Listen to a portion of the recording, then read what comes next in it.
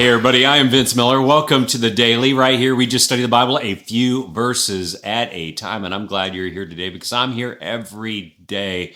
I want you to check out our mission. I call it Project 23. It is our mission to preach every verse of the Bible over 23 years. That's why I'm here every day.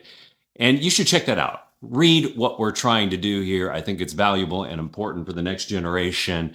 But for today, we're in the book of Judges, chapter 6. I'm going to read verses 1 through 6. The people of Israel did what was evil in the sight of the Lord, and the Lord gave them into the hand of Midian 7 years. And the hand of Midian overpowered Israel, and because of Midian, the people of Israel made for themselves the dens that are in the mountains and the caves and the strongholds.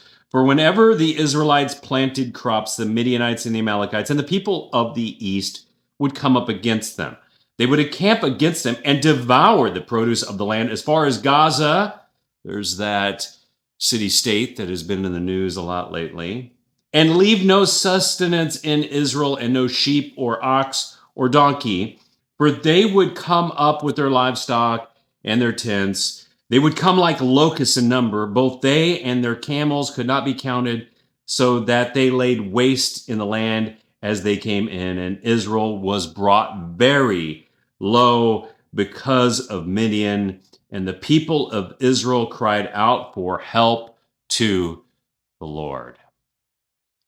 Now, the story of Gideon, who's the guy we're following next in chapter 6, begins with this tragic sin pattern again. It's sin, oppression, despair, and then crying out to God. The cycle repeats, but this time it's the Midianites who overrun Israel. And they don't just raid, they ruin their land. They strip the land bare like locusts, leaving nothing behind.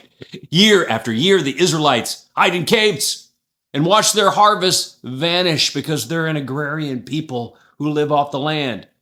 And this, for them, is defeat on two levels. Outside, the enemy takes what sustains their life. Inside, you can see that fear is draining their will to fight.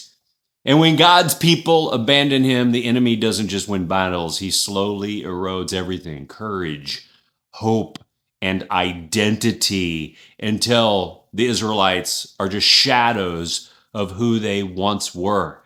That is how the enemy works. That's how he still works today. He targets more than just your circumstances. He aims at your spirit. First, he gets you to make a compromise, breaking down your guard. Then he keeps showing up relentlessly until you're hiding instead of fighting, because that enemy, he is relentless. Now, for some of us, the Midianites are very obvious sins in our life. We can see them. For others, it's a slow creep of like fear, bitterness, and shame, or just some distraction that zaps spiritual strength. Either way, the result is the same, right? The land of your life is stripped bare because the Midianites are relentless then, and they still are today. And the only way to fight a relentless enemy is with a relentless return to God. You see, Israel didn't find victory in a stronger hiding place. They found it when they just cried out to the Lord. They abandoned their hearts relentlessly to the Lord.